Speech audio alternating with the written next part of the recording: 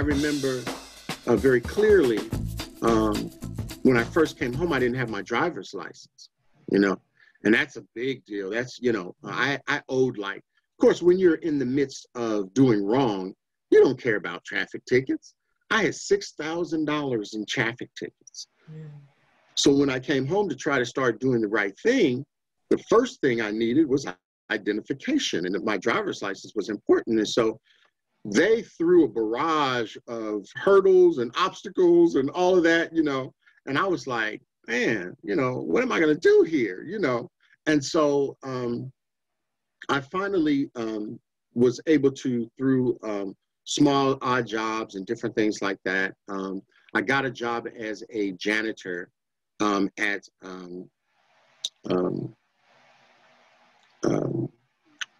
the health department on Rural. Yeah, I was spacing there for a second. The health department on Rural, and it was just 4 hours. Of course, I had a lady at home, and that's another thing. My wife now, people don't realize she waited for me. We've been together 27 years now. Yeah. And you have to understand, when I first met her, I immediately went to prison for probably about 5 years. I had been knowing her for about a month. And then I got out, and I was out for like 3 months, and then I was gone for another 10 years. And then, all that time, people just do not give those who are waiting for those who have been incarcerated enough credit for them being there for them, standing by them, sending money, all of that. And she's very intelligent. Of course. She used to tell me, she said, I'm getting tired of you. And I was like, wait a minute, what are you talking about? She's like, I pay taxes. And I was like, so what does that mean? She says, I pay taxes for regular stuff. And then they make me pay more taxes I'm already supporting you in prison. And now I got to send you money. I got to send you sweatpants and tennis shoes and this and that. And the phone calls are 300% markup, and the video calls and all of that stuff. And when she got through with me, she made me realize, and it's something that I now share with my younger male audience, the importance of, it's not just you that goes to prison. That's right. Yeah. It's so many other people in the family that goes to prison with you. And what you don't understand is that when they decide they've had enough and they walk away, you can't be mad at them, because they've stayed for as long as they could. And now it gets to the point after a while where they can't afford to support you in prison anymore, because they're out here struggling already. And we're talking about people who are already in poverty. Mm-hmm. Okay. And so if we're already in poverty as a couple, then I'm going to prison, and now I'm just adding to the burden. It's a problem. And so as a Black man, I had to really rethink everything and start thinking about others as opposed to myself. Yeah. So I know I went around in the bunch. No. So I and you know me, I'm gonna just tease one thing apart, right? Okay. Because and maybe it's because of the moment that we're in. So I love the personal responsibility and the accountability and the acknowledgement, right? Mm-hmm. And, I will also say that, because you've hinted at this, that there are structures. Yes. There are ways that we socialize Black men and boys. There are systems that reinforce structural oppression. Yes. And it's that toggling between personal responsibility and acknowledging that there are structural inequities and inequalities that it's harder to navigate. And, and so part of what I'm going to probably start asking you, because sometimes I think audiences hear like the personal accountability and they're like, ooh, people just make bad choices and bad things happen to them. And then I want to also say, and we as people who care, love, and concern have a stake in the game. And yes. We can make life easier for people.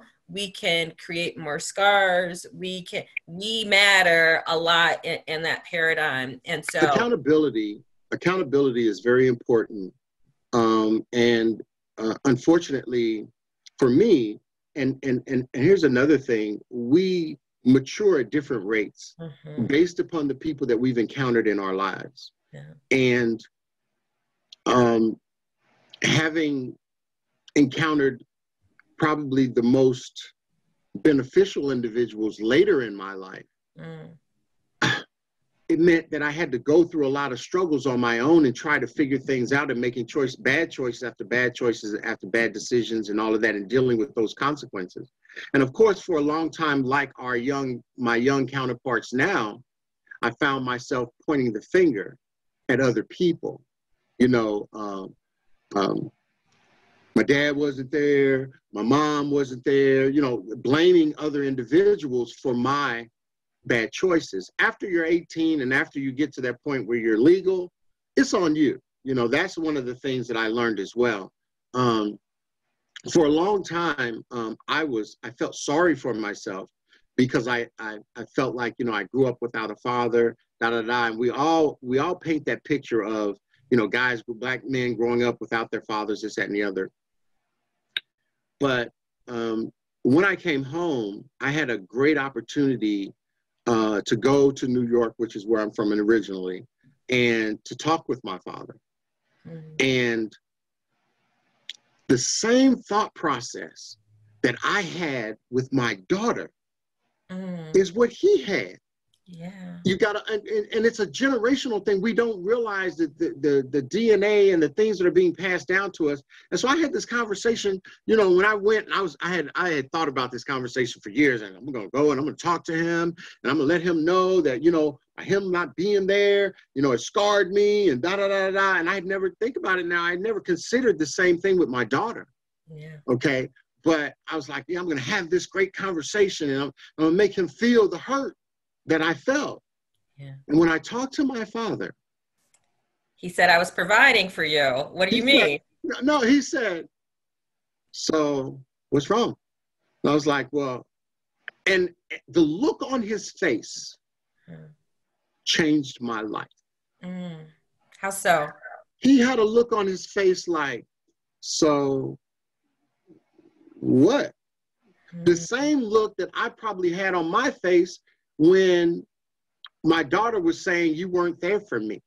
And I was like, so what did I do wrong? I didn't hurt you, because my father has never laid a hand on me. My father he never yelled at me. He, you know, he was a Marine. He's a disciplinarian, but he never beat me, and, you know, none of that. And the look that he had on his face was, so what'd you expect me to do? And at that moment, I realized that he had never been malicious in any of his not being there. He had no clue that there was an issue with me. It's not like I picked up the phone and said, this is what's going on, because I thought that he was mad at me. I thought that I had, you know what I mean? As a kid, you grow up with these feelings and issues. And what I would say to my audience and those who have people who are incarcerated, who have people who don't have a relationship with their fathers or mothers or whatever, talk about it. Because you build this narrative up in your head of how someone feels about you, and they are not thinking that way. Yeah. And then all of a sudden, when you bring it to their attention, they're like, so I don't understand. Why are you mad at me? You know, and I was like, but it was a woosah moment for me, because what I did was I stopped myself and I said, you know what? I'm going to let this go. Yeah. Something I should have done years ago. But you couldn't, right? Because you couldn't until you had that conversation, right? So, right, because which is why I'm talking. Right, that's why talking is so important, because we can make up all kinds of stories. People wonder, what's the benefit of therapy? Well, the benefit of therapy sometimes is just having the opportunity to hear yourself and to have get it off your chest, and then reflect to see back. What the other person's view of it is. And when I realized that there was nothing malicious about it, it wasn't like, you know, because I was like, well, why don't he love me, or what, you know what I mean? And it was like, and then I'm telling you, we had with my grandmother's funeral. I went back to New York, and after the funeral, my grandmother was 105 when she passed. Wow. And I was just such a blessing that I was able to see her and talk to her before she passed. But at the repast, after, my father pulled out these old reel-to-reel films that were taken back in like 1960, 1962. And most of them were of me. And it blew me away, the love that you could see that he had for me when I was a child. So I don't know what really happened between him and my mom, and I don't even care anymore. But having to have that conversation with him and being able to take that weight off my shoulders was a springboard for me to accomplish all the things that I've accomplished thus far as well. Wow. So that's what that was about, just to clarify that, there are so many individuals out here who are struggling with things, who have weights on their shoulders. And a lot of times, if you just share it with someone, you'll find a way through it. It may not be resolved to the way you want it to be, but if you talk about situations and you address them, it'll give you the opportunity to be free, to be who you were made to be, and to find your purpose in life. I love it. So, all right. So hopefully everybody's inspired. They will look for Richard. I'm going to ask you to shift gears and turn it like your advocacy hat, right? Okay. So this is the suited and booted advocate. So a lot of folks are out here trying to create programs and services for people impacted by the criminal justice system or to address community violence. And from my experience, a lot of times we work in silos, we don't collaborate, right? Like there are people who have street cred or organizational cred. And what I have loved about watching your work is you bring everybody to the table. So I want to say, first of all, thank you for doing that and modeling that. Want to know why. And then linked to that, I want to say, like, for those of us who are in the professional sphere or in the community, what are we doing wrong that you think we could be doing better? So one, what made you decide to work collaboratively? And two, how could we be doing stuff better? So many doors were closed to me. I felt like I had something to share because when I came home, one of the things that I looked for was an organization, which is the MCRC, the Marion County Reentry Coalition. And I looked for a place where someone who has lived experience would be able to fit in and to contribute. And so in doing that, I found that just because I was in the room didn't mean I had access to do anything. One of the things that bothered me was with all the times that I had been in and out of prison, every time I left, I would hear about agencies getting $1 million for this and $1 million for that, and agencies getting $100,000 to do this, and the better schools and the better this and better that. And every single time that I came home, these agencies were still getting these millions and millions of dollars, and the problem was still going on. So I couldn't understand, it didn't make sense to me that people were throwing money. It was like they were throwing money out the window. And I was like, wait a minute, why are they doing this? And can I stand out that window and catch some of that money? So what I decided was to put together something where, because we always talk about the gaps, people falling into the gaps. And those gaps will, if you provide somebody with employment, that's supposed to fix them. But when the minimum— talk about the gaps. Can you cover a few of them? Right, because you were hinting at them. Right. So when you employ someone and give them a job, the gaps are still there, because now, just because they have a job, now they've got bills. And so how are they going to navigate? They don't even understand their economic responsibility to the community. No one taught them in school that if you pay your bills, that's how you are an effective person of society, is that you contribute by paying your gas bill, paying your light bill, all of those things. No one teaches that you know, and those are the things that they, you know, you should be teaching in school, you know. But as far as the gaps are concerned, even when you give someone employment, it doesn't mean that there are no gaps, because now it may be a situation where you give them. So here's the, and this is, I know this from the work that I do in the community. So you get somebody a job. They'll hold that job maybe a week, 2 weeks. Mm. And you wonder, well, wait a minute, why? Well, because you didn't tap into their mental health situation.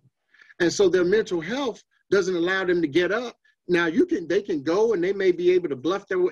A lot of people can talk their way through an application process, but it's when you actually get the job, how do you keep the job? That's right. And so that's where, so there's a gap. Your healthcare, I'm a type 2 diabetic and have been for quite some time. My health, you know, understanding the importance of, if I'm not healthy, I can't help other people. That's right. In terms of transportation, you know, like I said about my driver's license, you know, I actually finally was able to get that. And so now I'm driving legal and I'm not looking over my shoulder every time a policeman pulls behind me and I get this anxiety. But even though I got my driver's license, I still get that feeling of, oh my God, they're behind me, you know, but that's just something that you grow up with as a Black man. In terms of food deserts, you know, we talk about our mothers and we talk about our children, but what we don't talk about is the fact that sometimes their moms are not able to provide them with the nutrition that they need, and so therefore it affects their brains, and unfortunately this is what they take to school, and so then they're having a hard time in school because they're not eating properly. And sure, there have been a lot of different programs, Head Start and all of this, and okay, let's have lunches at school and all this, but that's just at school. You've got to have nutritious meals at home, you know, because that's where it starts. Because, okay, so then now I'm at home as a child and my mom is making bad choices about men. Hypothetically, yeah. My father might be making bad choices about women. And so I'm listening or watching fighting happening and arguing and all of this, and I'm hungry. And all of these things are the gaps. All of these things lead to the gaps. And so even when you provide a young person with something, you haven't done your job. You've got to stay with them. You've got to walk with them. You know, that's the one thing that in the work that I do out here in the community is that I make sure that, especially through the WeCam program, I'm making sure that the young people that we attach ourselves to, we walk with them and we walk them through all of the obstacles. And we show them where the landmines are. And we say, well, you know, you don't have to step that way if you do this, or you don't have to step on that mine and make a mistake and have a traumatic experience if you do this, or if you go that way, or if you think this way, change your thinking. One of the other things that I am very proud of is my certification in MRT, Moral Recognition Therapy. And it's a cognitive behavioral program. It's a best practice program. It's one of the things that when I went through it, I was like, man, this is needed everywhere, where it starts you at the bottom and it talks about your trust and your honesty and takes you up step by step, this freedom ladder that you get to the point of grace. And it was something that was so needed that I said, you know, I don't want to just take this as a course for myself. I want to be a trainer of trainers.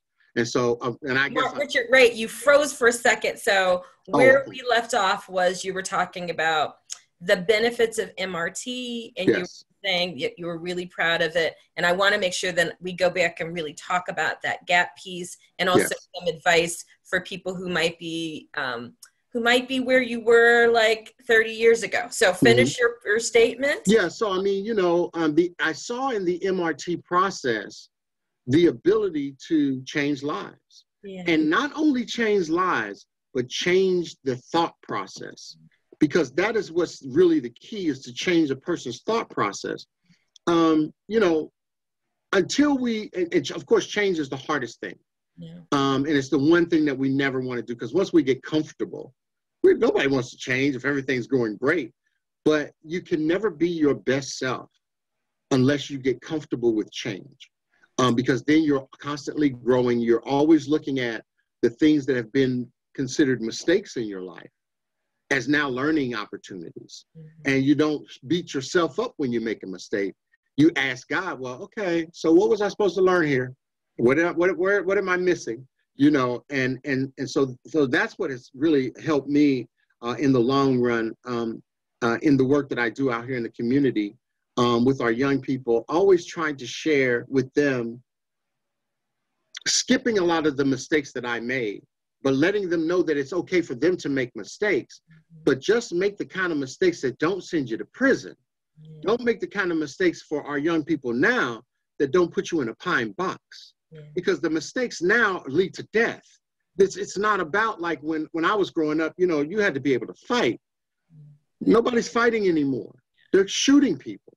And minor mistakes, like I stepped on his foot, you're dead now. So now you have to be so conscious and so aware of your surroundings. You have to have your head on a swivel constantly, because you never know what's going on. So that could be even a larger conversation, because in some ways I could see how it turns into this toxic soup.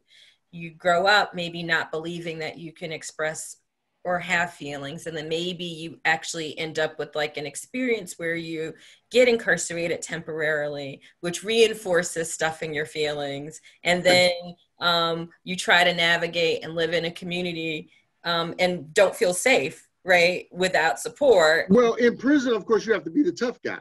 Yeah, so then when you come out with that tough guy mentality, the guys out here, they don't care whether you're tough or not. You know, they're gonna shoot you. You know, so you have that fear. That's absolutely.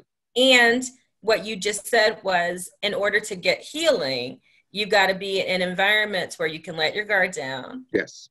Feel your feelings, come up with an authentic experience, be open to support, taking some safe risk, right? And that in some ways involves a lot of how you move in the world. Yes. And what I think you're advocating for communities is to really kind of be intentional, be much more comprehensive, be much more holistic, meet people where they are, like think mind, body, spirit, and health, right? Like we can't just see people in silos. We've got to connect the dots.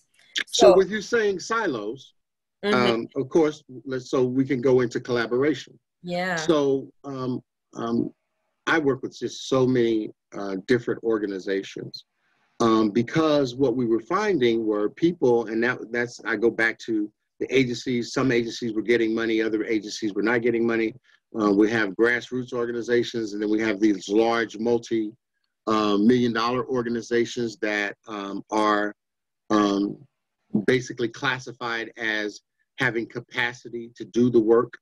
But actually, most of the work that's being done are being done by those smaller grassroots organizations, boots on the ground, that are actually going and talking to the individuals in the demographic areas that have been selected. I think that it's important for the funding entities to recognize that when you give a large organization a lot of money, you think that it's going to trickle down to the grassroots organizations, but that's not what's happening. And really what should be happening is, when you think of a larger organization, and I'm just throwing out names of a large organization as an example, a United Way, who gets hundreds of millions of dollars, you know,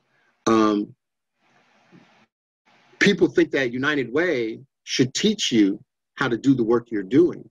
And what it should be is the grassroots organizations that are out here, boots on the ground, should be teaching them how to do the work, because we're actually interacting with the individuals and we know what their needs are.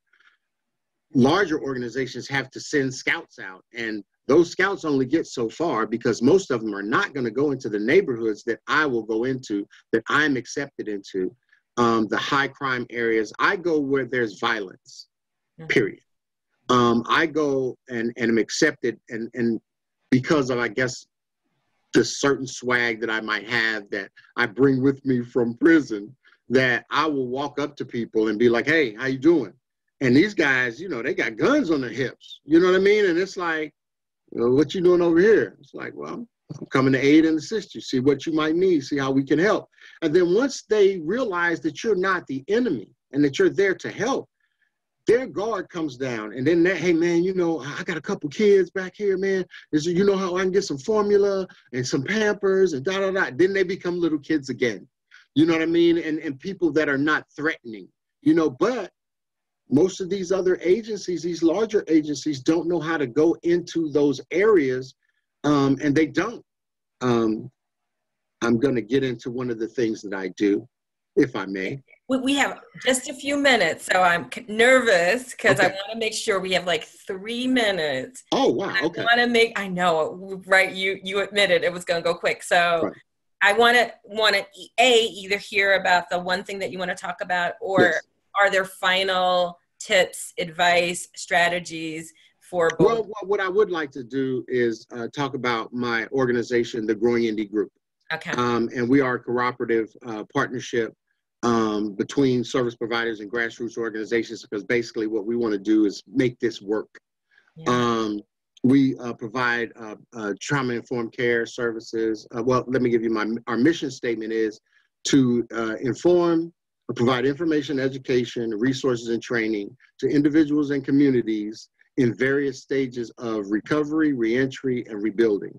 And so we try to make sure that we touch on everything, and we're flexible enough to deal with crime prevention, services, and all of those. And what we do is we provide a trauma-informed approach, social determinants across 8 domains, which is housing, healthcare, mental health, substance abuse, transportation, education, employment, and food securities. Mm-hmm. With the food securities, what we do is, like I said, we go into the high crime areas and we provide food for those who, now you'll hear stuff on TV about food drives and people coming down to pick up food boxes, but you have to think everybody doesn't have transportation. Mm-hmm. Okay, and so even if the food was being passed out 2 blocks from them, if it's canned goods, it's too heavy for people to carry home. And so you need to have mobile pantries that are going into these neighborhoods that are not being talked about or cared for.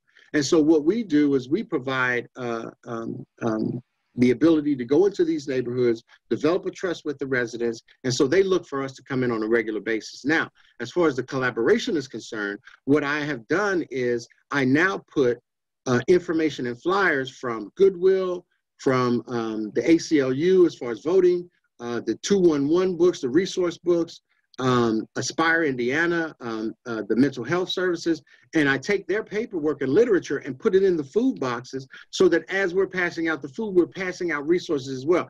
This is not rocket science. This is just trying to make sure that, and of course, I'm about to talk to people on suicide prevention, people who, as far as like dental, you know, all of the resources that are necessary so that we can put this literature in these boxes of food so that when they open up the boxes for the food, they're also getting information on, you know, where they need to go to get their rental assistance, where they need to go to get utilities paid, where they need to go to get all of these other services. Yeah. So we have spent the whole hour together, and thank you with that wonderful example around how it's done, right? Yes. In collaboration with the heart space, really listening for people and thinking about. And so I hope that my audience and your audience and people who've had a chance to tune in leave inspired, believing that we can. And as you said, it's not rocket science, right, but we have to speak to people's hearts and heads, meet people where they are, and just really sort of pull up our boots and commit to the work. So, Karen, thank you so much for having me. I really appreciate it. It was a great way to spend an hour. Much, much, much appreciated. We have to do this again sometime. Absolutely, absolutely. I'm looking forward to hearing feedback. So thank you very much. All right. Bye-bye. All right, take care.